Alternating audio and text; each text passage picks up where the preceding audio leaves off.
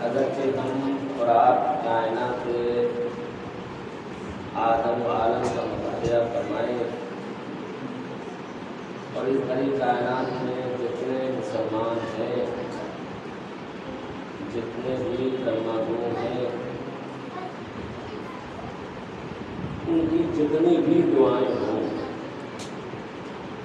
हर इंसान की अपनी अपनी दुआ होती है, हर इंसान की अपनी अपनी ज़रूरत होती है। जैसी ज़रूरतें होती हैं उसी एतबार से वो दुआएं करता है। लेकिन पूरे आलम इस्लाम में जितने भी कलमागो हैं और कोई दुआ उनकी हो या न हो, दो दुआ हर मुसलमान करता है। एक दुआ ये करता है कि परवरदिगार आलम तू मुझे हिदायत अता फरमा। दूसरी दुआ ये होती है कि आखिरत में निजात अता फरमा।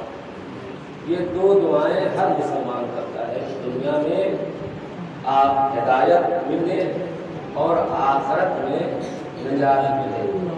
लेकिन ज़ाहिर ग्रामी पैगंबर इस्लाम सल्लल्लाहु अलैहि वसल्लम ने इस मसले को कितनी आसानी से हल कर दिया कि तुम अगरचे हिदायत चाहते हो तो दरे हुसैन पे आ जाओ, निजात चाहते हो तो दरे हुसैन पे आ जाओ। हिदायत चाहते हो तो दरे हुसैन पे आ जाओ, निजात चाहते हो तो दरे हुसैन पे आ जाओ। दो लफ्जों में जो मुसलमानों की दुआ है, पैगंबर ने उसका हल बता दिया कि अगर से तुमको हिदायत चाहिए तो दरे हुसैन पे आ जाओ और अगर से निजात चाहिए तो दरे हुसैन पे आ जाओ। सलवात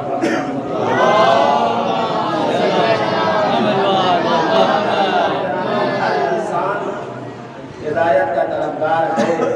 हर इंसान ये चाहता है कि आखिरत में निजात मिल जाए। कोई ऐसा इंसान नहीं है दुनिया में जो दुनिया में हिदायत का चाहता हो और आखिरत में निजात का चाहता हो। एक सलवात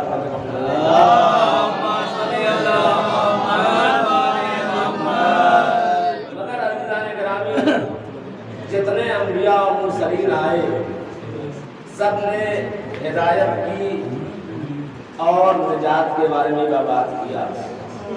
जितने अंबिया है आदम से लेके खातून तक आप तारीफ मुलाहिदा फरमाए तो सबको अल्लाह ने हिदायत ही के लिए भेजा। सबने हिदायत ही पर काम किया, सबने सिरात मुस्तकीम ही की तरफ बुलाया और उसके बाद ये भी ऐलान किया कि अगर तुम सिरात मुस्तकीम पे चलते रहोगे, हिदायत पाते रहोगे तो तुम्हारा अंजाम जो है वो निजात होगा। तुम्हारा आखिरी अंजाम जहन्नम से निजात, यानी जन्नत मिल जाएगी और जहन्नम से निजात मिल जाएगी। लेकिन अगर अभी मैं कहना ये चाहता हूँ कि सबने दावा किया है, समझो चाहता हूँ, तफसील में जाने की गुंजाइश नहीं है।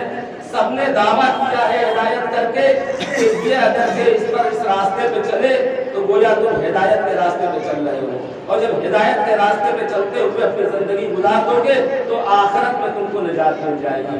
तो हिदायत का काम सबने किया, हिदायत का ऐलान सबने किया, मगर जाने ग्रामी हम मुसलमान हैं, ये मुसलमान है, वो मुसलमान है, लिहाजा उसने जब मुसलमान है तो उसका कुरान के ऊपर भी ईमान है और यकीन है और अंबिया और मुरसलीन के ऊपर भी यकीन है। उसने तो मान लिया कि ये अंबिया है, ये मुरसलीन है, ये खातम है, ये फखरे अंबिया है। ये जब कह रहे हैं तो इसका मतलब जन्नत भी है, जहन्नम भी है। जब ये कह रहे हैं सलवात पढ़ दो,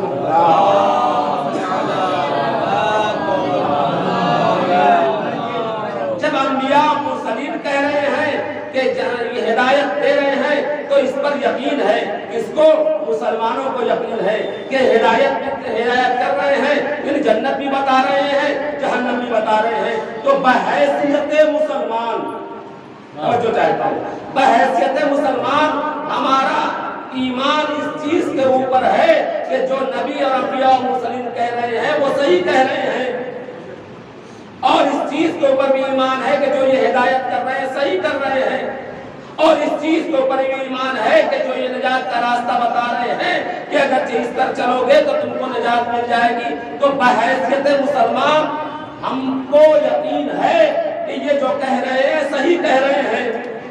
और जो कहता मजीद एक लम्हे की तरफ, एक नुक्ते की तरफ मैं आपको मुतवज्जह कर दूं, ये जो अंबिया और मुरसलीन कह रहे हैं बहैसियत मुसलमान हमको यकीन है इस बात का कि ये सही कह रहे हैं, मगर निजात की बात जो कर रहे हैं अंबिया और मुरसलीन तो निजात का दावा कर रहे हैं। निजात के लिए अंबिया और मुरसलीन ने कोई दलील नहीं पेश की।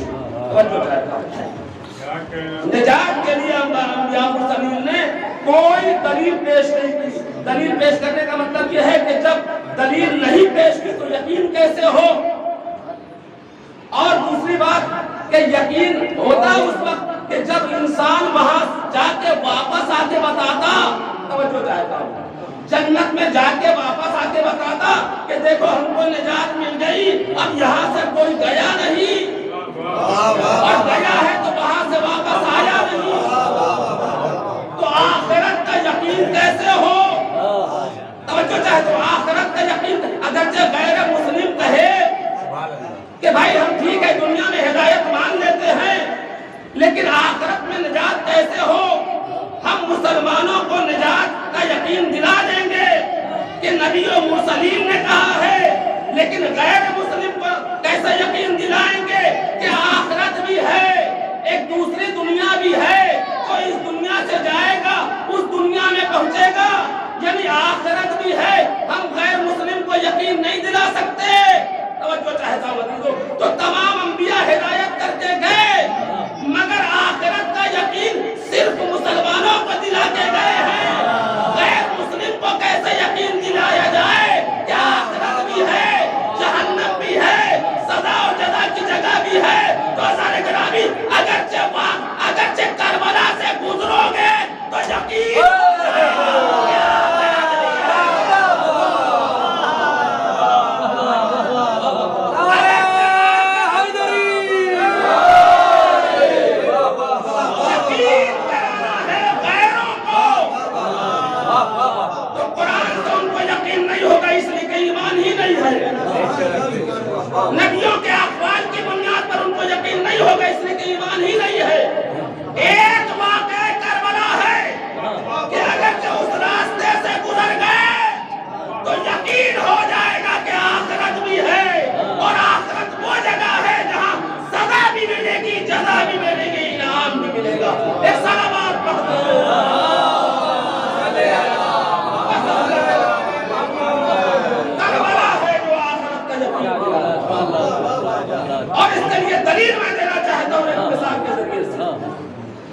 ये करबला कैसे आखिरत का यकीन दिलाता है। देखिए ये दुनिया बहुत बड़ी दुनिया है।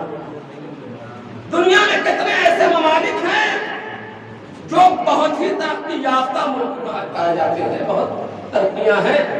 उन्हीं तरक्की याफ्ता मुल्कों में ध्यान रखिएगा कि आखिरत पर यकीन सिवाय करबला के न कुरान ने दिलाया, न अंबिया मुरसलीन ने दिलाया। दिलाया है किसको? सिर्फ मुसलमानों को। यहाँ गैरों की बात हो रही है। और मैं कह चुका हूँ कि हुसैन इब्न अली फकत अपनों की हिदायत के लिए नहीं आए थे, पूरी इंसानियत की हिदायत। दुनिया में बहुत तरक्की याफ्ता ममालिक हैं, उसमें कुछ ऐसे भी मुल्क हैं जो बहुत तरक्की याफ्ता है। उसमें एक शख्स रहा, करबला कैसे आखिरत पर यकीन दिलाता है गैरों को, गैर मुस्लिमों को। उन ममालिक तरक्की याफ्ता मुल्क में एक मुल्क ऐसा भी है कि जो बहुत तरक्की याफ्ता है। एक शख्स वहां रहा, उसने हमसे कहा कि मौलाना ऐसा है कि ये बहुत तरक्की याफ्ता मुल्क है, यहाँ पे 10 लगाइएगा तो 10 गुना फायदा होगा, 1 लगाइएगा तो 10 गुना फायदा होगा। अच्छा, उसके कहने पर हमको यकीन नहीं हो रहा, कह रहा है ना, यकीन नहीं हुआ हमको, लेकिन बार बार उसने कहा, तब भी यकीन नहीं हुआ कि 1 से 10 गुना कैसे हो जाएगा, इतना प्रॉफिट कैसे हो जाएगा, इतना फायदा कैसे मिलेगा, 10 गुना फायदा कैसे। बार बार कह रहा है मगर मुझे यकीन नहीं हो रहा है। उसने 50,000 रुपया लगा दिया उस बिजनेस में, और लगाने के बाद कहा कि देखिए मौलाना मैंने लगा दिया इसमें, 10 गुना इसमें फायदा होगा इस बिजनेस में। फिर भी हमको यकीन नहीं हुआ। ये लगा तो दिया है, मगर हम यकीन कैसे करें जबकि 10 गुना लगा दिया, यानी 50% लगा दिया उसने, मगर फिर भी कह रहा है तो हमको यकीन नहीं हो रहा। उसने 25% फिर लगाया, 75% हो गया। मौलाना देखिए इसमें लगा रहा हूँ, अच्छा ये बताइए कि ये लगाता जा रहा है तो हमारी तरफ से कुछ यकीन की मंजिलें आगे बढ़ेंगी कि नहीं बढ़ेंगी? बढ़ेंगी। जब 75% उसने लगा दिया तो अब कुछ हमारे यकीन में इजाफा होने लगा कि हो सकता है कि 10 गुना फायदा मिल जाए, इसलिए कि इसने 75% लगा दिया। लेकिन अभी भी हम यकीन के मुकम्मल मंजिल पे नहीं है। लेकिन एक वक्त वो आया कि उसने 100% लगा दिया, और जैसे ही उसने 100% लगाया और हमने फायदा भी देख लिया, यकीन भी हो गया कि नहीं, इसने जब 100% लगा दिया तो यकीन हो गया कि फायदा होगा 10 गुना, इसलिए कि उसने अपनी सारी पूंजी लगा दिया। उसने अपनी सारी पूंजी लगा दिया, तब हमको यकीन हो गया कि यकीनन 10 गुना फायदा मिलेगा। अब आइए करबला में हुसैन ने 10% नहीं लगाया, 20% नहीं लगाया, जान की कुर्बानी दी, माल की कुर्बानी दी, आबरू की कुर्बानी दी, सब कुछ लगा दिया। जब सब कुछ लगा दिया तो यकीन हो गया कि आखिरत भी है।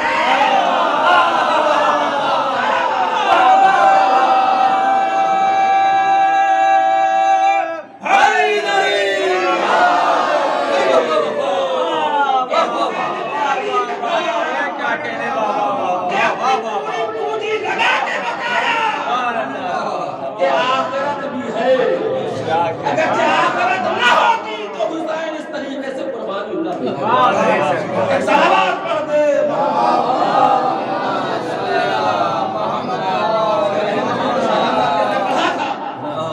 हुसैन को क्या समझे दुनिया, जिस दिन हुसैन को समझ लेगी दुनिया उस दिन खुदा को समझ लेगी। बड़ा तक जोश वाली हमारी कम्युनिस्ट हो गए थे, आखिर में फिर आए। लोगों ने पूछा कि आप तो कम्युनिस्ट हो गए थे, खुदा का वजूद नहीं मानते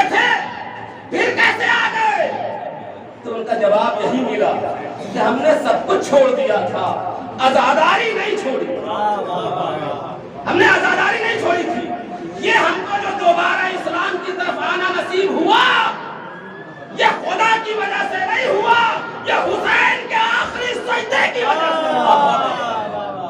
कि जिसने सब कुछ लुटा दिया, जिसका सब कुछ खत्म हो गया, उसके बावजूद सजदा कर रहा है, इसका मतलब कोई खुदा है।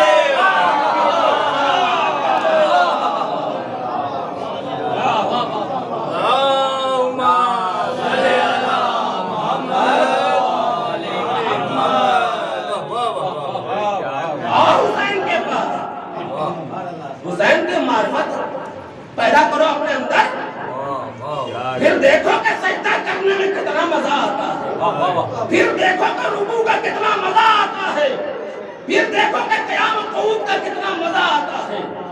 हुसैन के पास तो आओ। अज़ीज़ान गिरामी, यूं ही नहीं इमाम हुसैन ने कह दिया कि ऐ खुदा, जिसे तू मिल गया सब कुछ मिल गया, जिसे तू न मिला उसको कुछ न मिला। हुसैन को खुदा मिल गया, खुदा मिल गया तो खुदा ने पूरे अख्तियारात दिए। पूरे दुआ किससे इंसान करता है? खुदा से करता है, इसलिए कि वो मालिकुल मुल्क है। तुम कुछ उठा के पढ़िए, वो मालिकुल मुल्क है। लहू मा फिस समावात व मा फिल अर्द, जो कुछ जमीन और आसमान में है सब खुदा का। जब सब खुदा का है तो मुसलमान यही कहता कि फिर उससे मांगो, वो देगा। लेकिन जब हम हुसैन से मांगते हैं तो दुनिया ये कहती है कि हुसैन से क्यों मांगते हैं? यकीनन सब खुदा का है। हम उसलिए हुसैन से मांगते हैं कि सब खुदा का तो है, मगर अख्तियार हुसैन को दे दिया। अख्तियार हुसैन को दे दिया। क्यों? इसलिए कि हुसैन के पास जो कुछ था सब खुदा का। मसला आया था जब के एक आलिम दीन थे, उससे किसी ने पूछा कि ये बताइए, समझ में नहीं आता कि जब सब खुदा का है तो आप हुसैन से क्यों मांगते हैं? हुसैन से क्यों मांगते हैं जब सब खुदा का है? उस आलिम दीन को समझ में नहीं आया जवाब। उसके बाद कायदा अमल किया। इराक में मस्जिद सहरा है जहाँ पर इमाम ज़माना इस्लाम वस्सलाम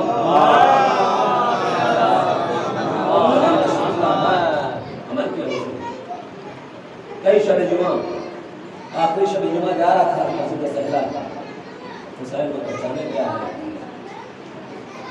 मस्जिद सहरा आखिरी दिन जा रहा था कि आज मौला से जरूर मुलाकात होगी और इस सवाल का जवाब पूछेंगे। रास्ते में एक लोहार की दुकान मिली, क्या देखा कि एक शख्स वहाँ बैठा हुआ। इसने आवाज दिया कि कहाँ जा रहे हो? कहा कि मस्जिद सहरा जा रहे हैं। कहा किस लिए जा रहे हो? कहा कि एक सवाल फंसा हुआ है, उसका जवाब मैंने जा रहा हूँ। कहा कैसा सवाल है? कहा मैं अपने इमाम से पूछूंगा। कहा कि बता दो, शायद हमारे पास उसका जवाब हो। कहा कि हमसे ये सवाल किया गया कि जब सब कुछ खुदा का है तो लोग हुसैन से क्यों? क्या अल्लाह ने सारे अख्तियारात हुसैन इब्न अली को दे दिए हैं?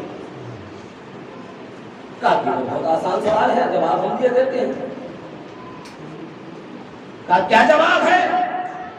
कहा कि तुमने एक वाकया सुना है हुसैन को पहचाने क्या है? कहा कि ये वाकया तुमने सुना है? कहा क्या वाकया? कहा कि एक शहर का एक मुल्क का बादशाह था, वो अपने हवारियों के साथ कहाँ चला? शिकार के लिए। जब शिकार के लिए चला है तो एक हिरन के पीछे वो लग गया। जब हिरन के पीछे लगा है तो वो अपने साथियों से वो बादशाह छूट गया और वो हिरन का शिकार भी न कर सका और एक तन्हा रह गया। और उस बादशाह की कैफियत ये हो गई कि प्यास, भूख और प्यास का उसके ऊपर गलबा हुआ। मौत बिल्कुल करीब आ गई। उम्मीदें उसकी टूट गई कि अगर पानी न मिला तो इतने में उसकी निगाहों ने देखा कि उस सहरा में, उस जंगल में झोपड़ी नजर आ रही है। देखिए किस तरीके से जवाब दिया जा रहा है। झोपड़ी नजर आ रही है वो गया वहाँ, वो झोपड़ी एक ज़ईफ़ा है बुढ़िया, कहा कि मैं बहुत प्यासा हूँ, अगर पानी न मिला तो मैं मर जाऊंगा। उसके पास ये पानी मौजूद नहीं था, उसकी पूरी कायनात एक बकरी थी, उसके दूध से वो अपना गुजारा कर, उसने बकरी का दूध हुआ और बादशाह की खिदमत में पेश कर दिया। प्यास बुझ गई, उसने फिर इस चीज का इजहार किया कि मैं बहुत भूखा था। अब उसकी पूरी कायनात उस ज़ईफ़ा की एक बकरी दूध पिला दिया, कहा कि मैं भूखा हूँ, और उस बकरी को काटा और काट के उसके गोश्त से उसको सेव सजा। अज़ान ग्रामी अब ये बादशाह बिल्कुल सही सलामत हो गया। जब जाने लगा तो उसने कहा कि मैं तेरा एहसान कैसे उतारूं, हाँ कभी हमारे शहर में आना होगा तो आना हमारे दरबार में। हुसैन का ये मुसलमान को बड़ा नाक़िस है, हुसैन के सजदे से अपना सजदा तोड़ रहा है, हुसैन के कुर्बानी से अपनी कुर्बानी तोड़ रहा है।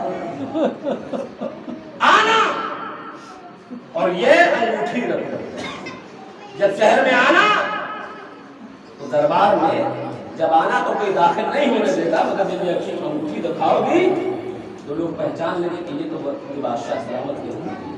अज़ान ग्रामी वो आई, शहर में पहुंची। अच्छा, बादशाह ने अपने शहर पहुंच के सारे वाकयात को नकल किया कि देखो अगर कोई इस किस्म के ज़ईफ़ा आए और वो अंगूठी निशानी के तौर पर हमने दिया है वो लेके आए तो उसको दरबार में लेके आए। अज़ीज़ान ग्रामी वो अंगूठी के जरिए से बादशाह ने पहचान लिया कि ये वही ज़ईफ़ा है, गुजरा उसको दरबार में लेके आए। जब दरबार में लेके आए तो फिर वही कहानी दोहराई कि ये हमारी मुहसिना हमारे पर एहसान किया, क्योंकि वाकयात उसके ज़हन में थे और गुजरा के ज़हन में भी थे। अब वजीर ये कहता है कि ये हमारी मुहसिना है, लिहाजा ये बताओ कि इसने हमारी जान बचाई है, इसको हम क्या दे दें। दरबार में कुछ लोग बैठे हुए थे, किसी ने कहा कि ये आपकी मुहसिना है, आपकी जान बचाई है, लिहाजा इसको इतनी जायदाद दे दिया जाए। किसी ने कहा कि इसको इतने दिरहम व दिनार दे दिए जाए, किसी ने कहा कि इसको इतना माल दे दिया जाए। सब जब कह चुके तो बादशाह सलामत मुतवज्जे हुए किसकी तरफ, वजीर की तरफ, ताकि सबने कह दिया तुम का खामोश क्यों हो, तुम बताओ कि इसका इनाम क्या होना चाहिए, इसका बदल क्या होना चाहिए। तो वजीर ये कहता है कि इसका बदल तो ये होना चाहिए कि इसके पास जो इसकी कायनात थी उसने अपनी पूरी कायनात दे दी। और अदालत का तकाजा ये है कि अब तुम्हारे पास जितनी कायनात है सब इसको दे दो। अदालत का तकाजा ये है कि जो कुछ तुम्हारे पास है सब इसको दे दो। ये कहने के बाद उस शख्स ने कहा कि अब बताओ कि जो कुछ हुसैन के पास था सब खुदा को दे दिया। अदालत इलाहिया का तकाजा है कि अब जो कुछ खुदा के पास है सब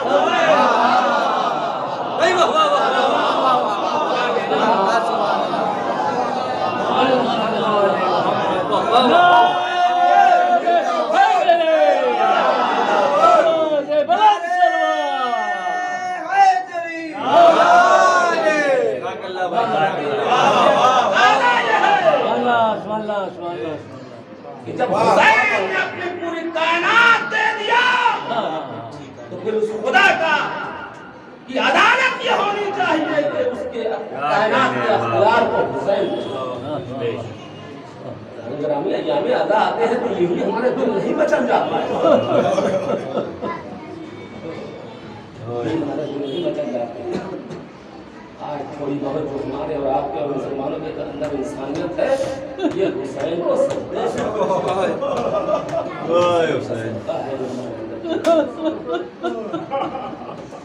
जान ग्रामी तो मुकर्रम आ गई ना।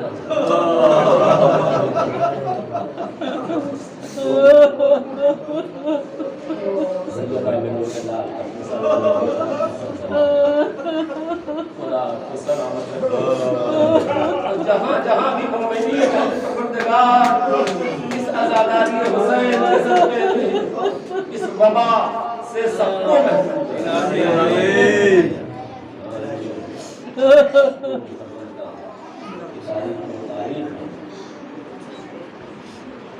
जिस तारीख में जो 28 रजब से काफिला चला था वो सरजमीन करबला के ऊपर और जब सरजमीन करबला के ऊपर पहुंचा तो रवायत बताती है कि हुसैन का चलता हुआ बात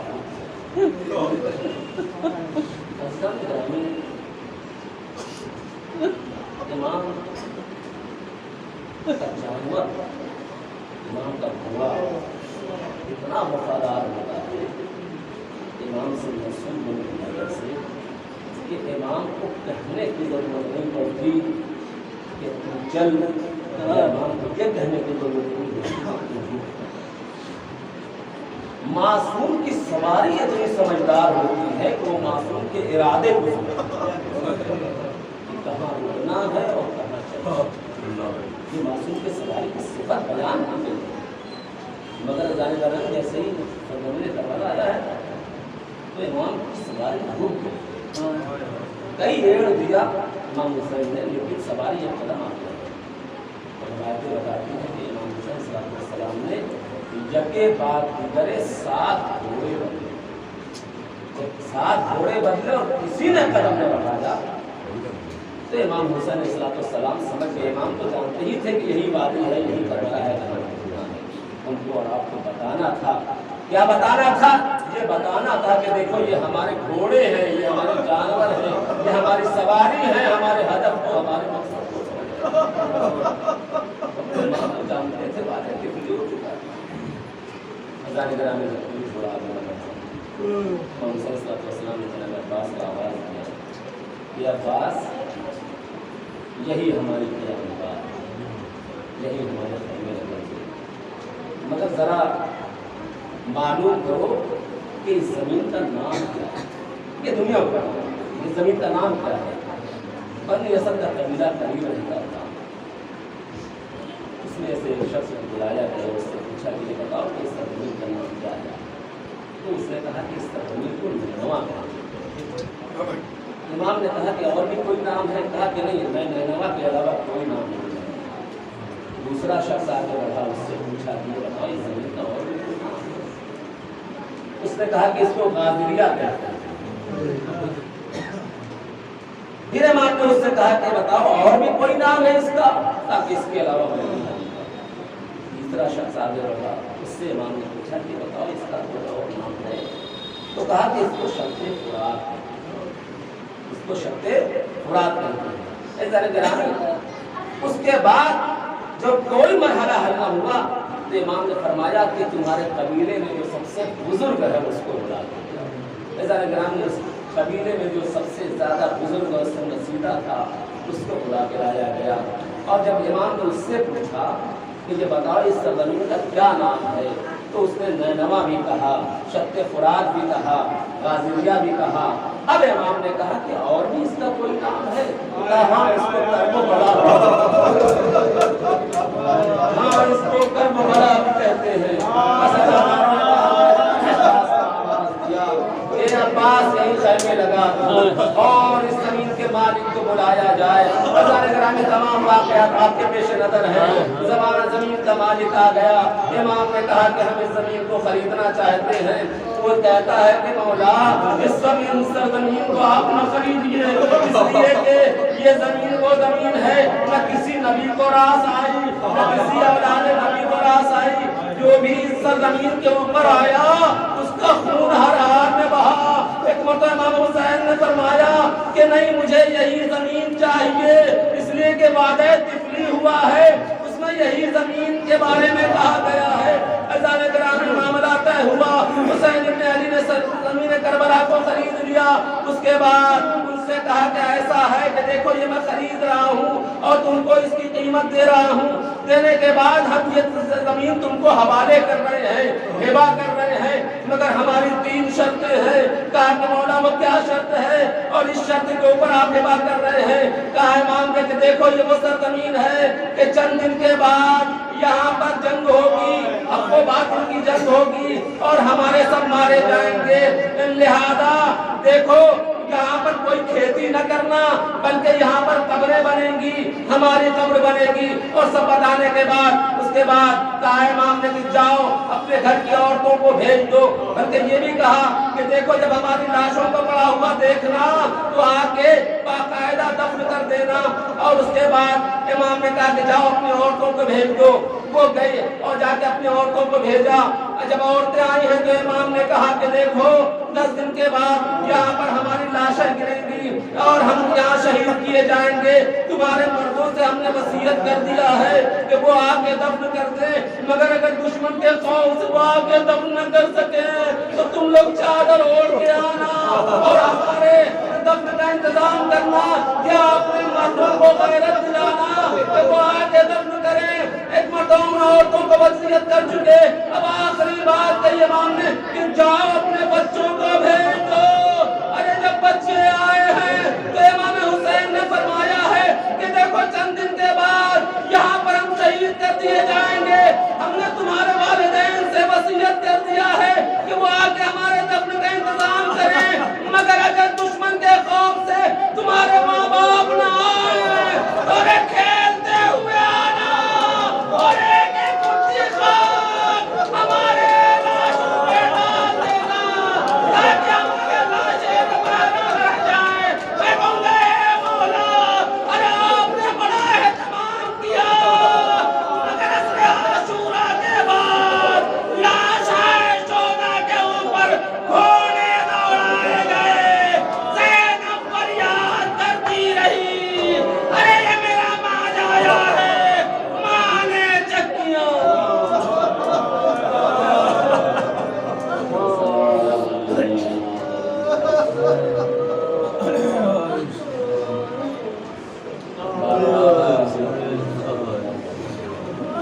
जो बीमार उनको शिफा जो परेशान था जो मुश्ताक है गुजारा से परवरदिगार इस कलील से इबादत को कबूल मकबूल फरमा। परवरदिगार साहिब मुश्ताक जो लोग इस वक्त से कर ले इस साल नहीं है वबा की बीमारी दुनिया से चलेगा। परवरदिगार उनको जवारे परवरदिगार हम सबको उस वक्त अपना उठाना चाहिए तेरी और अहले बैत के साथ उनके आमाल को इंसान रब्बना तक़ब्बल मिन्ना